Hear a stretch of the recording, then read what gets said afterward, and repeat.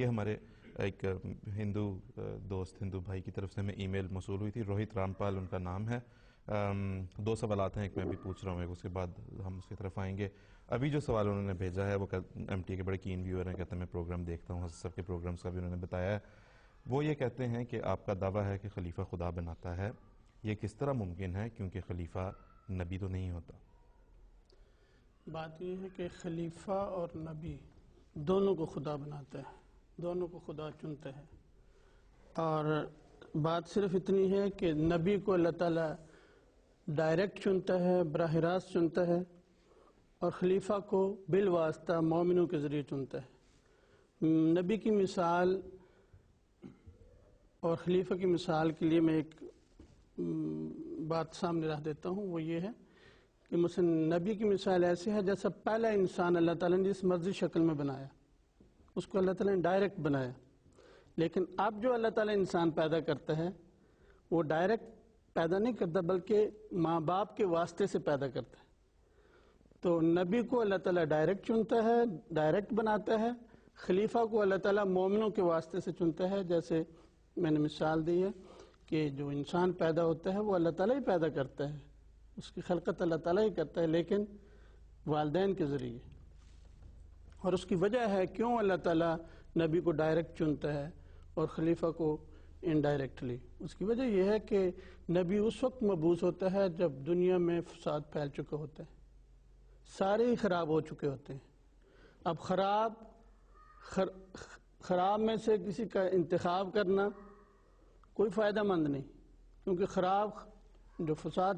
رکھنے والا ہے وہ دوسروں کو کیا ان کی اصلاح کرے گا. تو اس لیے ضروری ہوتا ہے کہ اللہ تعالیٰ پھر دخل دے اور خود کسی کا انتخاب کرے, اسے خود سکھائے, اس کی خود تربیت کرے, تاکہ وہ اس کا اہل بنے کہ لوگوں کی ہدایت کر سکے. یہ نبی ڈائریکٹ اس لیے چنا جاتا ہے. اب خلیفہ جو ہے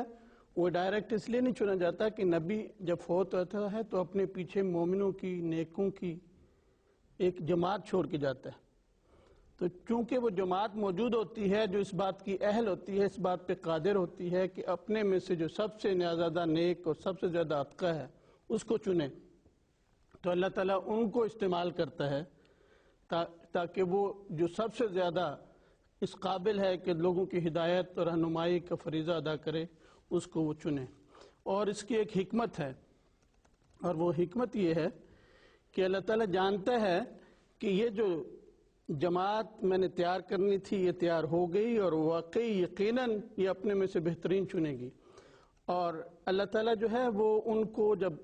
وہ جو چنتے ہیں ان کی صرف ان کے دل کو ہی نہیں, اس شخص کی طرف مائل نہیں کرتا جس کو خدا چننا چاہتا ہے, بلکہ بہت سے حالات میں اپنے خوابوں کے ذریعے, اپنے الہام اور وحی کے ذریعے ان لوگوں کی رہنمائی کرتا ہے کہ اس کو چنو. تو یہ بھی بہت لازم بات ہے جو ذہن میں رکھنی چاہیے. اور پھر ایک حکمت یہ بھی ہے کہ اللہ تعالیٰ لوگوں کو بھی بتانا چاہتا ہے کہ یہ لوگ میرے واقعی مقرب ہیں, اس قابل ہیں کہ ان میں یہی خود انتخاب کریں اس شخص کا جو واقعی اہل ہے دنیا کی اصلاح کا, دنیا کی تربیت کا. اور پھر اللہ تعالیٰ جب یہ انتخاب کر لیتا ہے تو اس کے اوپر ایک دلیل بھی لاتا ہے, اور وہ دلیل یہ ہے کہ اللہ تعالیٰ اس لوگوں کو یہ بتانے کے لیے کہ یہ مومنین کا جو انتخاب ہے واقعی میرا انتخاب ہے, میں واقعی اس آدمی کو چننا چاہتا تھا. اللہ تعالیٰ پھر مومنوں کے چنے ہوئے خلیفہ کی مدد کرتا ہے یہ بتانے کے لیے کہ یہ خلیفہ میرا انتخاب کرتا ہے, اگرچہ مومنوں کے ذریعے میں نے چنوایا ہے. اور اس کی مثال تاریخ اسلام میں بڑی واضح موجود ہے. ہماری جماعت احمدیہ میں اس کی ہر خلیفہ کے وقت یہ مثالیں موجود ہیں, لیکن میں اس وقت تاریخ اسلام سے حضرت ابوبکر رضی اللہ تعالیٰ عنہ کی مثال ایک پیش کر کے یہ بات ختم کرنا چاہتا ہوں, یہ بتانے کے لیے کہ جب اللہ تعالیٰ کسی کو مومنوں کے ذریعے چنتا ہے تو واقعی وہ اللہ تعالیٰ کا انتخاب ہوتا ہے, اور اللہ تعالیٰ کی تائید بتا دیتی ہے کہ وہ اس خلیفہ کے ساتھ ہے. اس کی ایک مثال جو بڑی واضح ہے, حضرت ابوبکر رضی اللہ تعالیٰ عنہ جب خلیفہ بنے تو آپ کے سامنے ایک مسئلہ پیش ہوا, اور ساری قوم ایک طرف تھی, لیکن آپ نے ساری قوم کا جو فیصلہ تھا, جو مشورہ تھا, اس کو ٹھکرایا, اس کو قبول نہیں کیا, اور اپنی رائے اپنا فیصلہ نافذ کیا، اور اس فیصلے کو اللہ تعالیٰ نے جس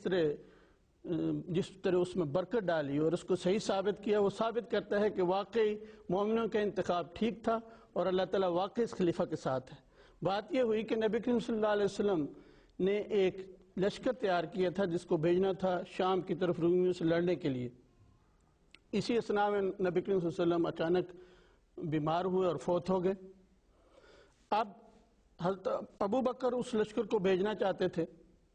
لیکن صحابہ نے کیا کہا کہ بہت سے لوگ، بہت سے قبائل مرتد ہو گئے ہیں اور انہوں نے مدینہ کا محاصرہ بھی کر لیا ہے، تو آپ کس طرح اس لشکر کو بھیج رہے ہیں؟ ہمیں یہاں مدینہ میں لوگ چاہیے ان لوگوں کا مقابلہ کرنے کے لیے۔ حضرت ابو بکر نے کہا تم سمجھتے ہو کہ ابو بکر ابن ابی قحافہ ایسا شخص ہے کہ وہ نبی کریم صلی اللہ علیہ وسلم کے بعد ان کا خلیفہ بنتے ہوئے پہلا کام یہ کرے گا کہ آپ کے حکم کو کالعدم کر دے؟ یہ نہیں ہو سکتا، خدا کی قسم۔ حضرت عمر پھر آگے بڑھے اور انہوں نے کہا کہ مدینہ میں مدینہ کے دفاع کے لیے یہ فوج یہاں رہنی چاہیے۔ انہوں کو بھی حضرت ابو بکر نے کہا کہ یہ قطعا نہیں ہو سکتا، خدا کی قسم اگر مدینہ میں مسلمان عورتوں بلکہ امہات المومنین یعنی نبی کریم صلی اللہ علیہ وسلم کے ازواج کو بھی یہ سامنا کرنا پڑے کہ جو کافر ہیں، جو مرتد ہیں، وہ آگ مدنیہ پہ حملہ کریں اور ان امہات المومنین کی لاشوں کو کتے بھی مدینہ کی گلیوں میں گھسیٹتے پھریں، تو میں اس لشکر کو ضرور بھیجوں گا جس کو نبی کریم صلی اللہ علیہ وسلم نے بھیجنا چاہا تھا۔ چنانچہ حضرت ابو بکر نے وہ لشکر بھیجا،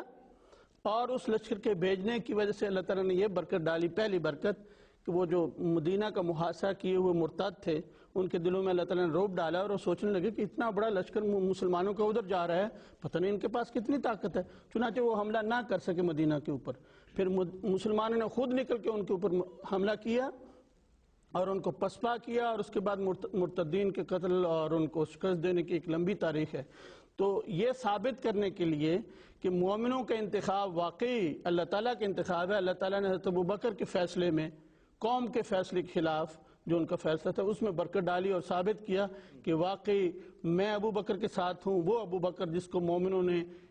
خلیفہ رسول انتخاب کیا ہے۔ یہ ثابت کرتا ہے یہ بات، یہ تاریخ کی بڑی واضح حقیقت ہے کہ اللہ تعالیٰ مومنوں کے دلوں میں وہ اس شخص کی طرف رغبت ڈال دیتا ہے جس کو اللہ تعالیٰ چننا چاہتا ہے، اور پھر اللہ تعالیٰ اپنے فعل سے، اپنی تائید سے ثابت کر دیتا ہے کہ واقعی ان کا انتخاب ٹھیک ہے اور میں بھی اسی خلیفہ کے ساتھ ہوں اور میں دیکھو اس کی نصرت کرتا ہوں۔ ٹھیک ہے۔